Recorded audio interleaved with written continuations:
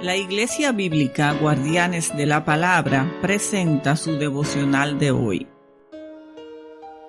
Nuestro devocional de hoy es del Evangelio según San Mateo, de su capítulo 2, los versículos 1 y 2 y los versículos del 7 al 12, los cuales meditamos en el nombre del Padre, del Hijo y del Espíritu Santo.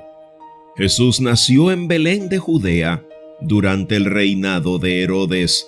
Por ese tiempo, algunos sabios de países del oriente llegaron a Jerusalén y preguntaron: ¿Dónde está el rey de los judíos que acaba de nacer? Vimos su estrella mientras salía y hemos venido a adorarlo. Luego Herodes convocó a los sabios a una reunión privada y, por medio de ellos, se enteró el momento en el que había aparecido la estrella por primera vez. Entonces les dijo: vayan a Belén y busquen al niño con esmero. Cuando lo encuentren, vuelvan y díganme dónde está, para que yo también vaya y lo adore. Después de esa reunión, los sabios siguieron su camino y la estrella que habían visto en el oriente los guió hasta Belén. Iba delante de ellos y se detuvo sobre el lugar donde estaba el niño.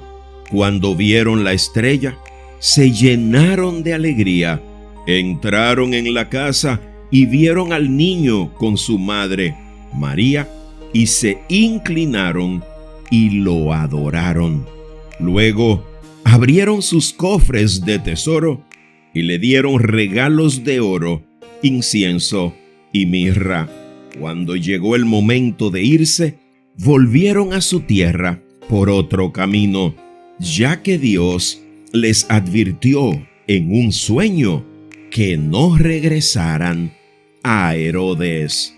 Así nos ha hablado hoy nuestro amoroso Padre Celestial, y sin lugar a dudas que la palabra de Dios refleja el carácter de Dios.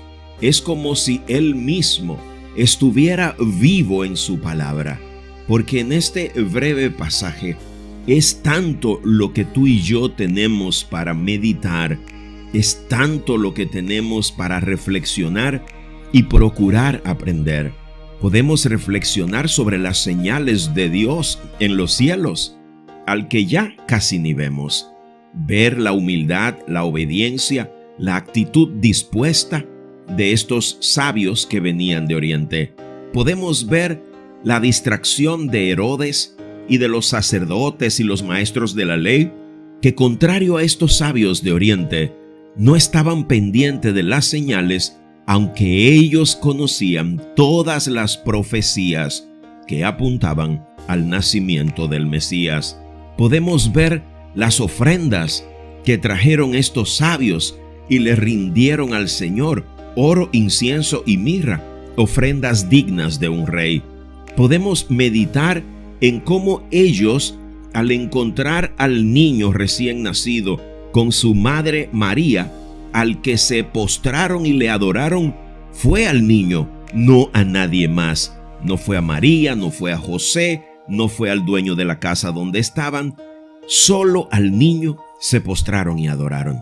Podemos meditar sobre la intención de Herodes de asesinar al bebé que acababa de nacer, al Mesías encarnado, para él quedarse con el poder monárquico. En fin, la lista de aprendizajes puede ser muy larga, incluso infinita, porque refleja el carácter infinito de nuestro Dios.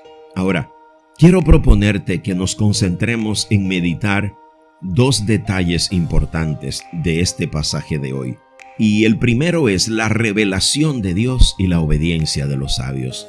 Estos sabios que vienen de Oriente, se estima que venían de Arabia y que estaban pendientes a las señales, porque si algo anhela Dios es guiarnos hacia Jesús, pues el Señor sabe que Jesús es el único que puede liberarnos del pecado y dar sentido dar libertad, dar plenitud, dirección, gozo a la vida del ser humano.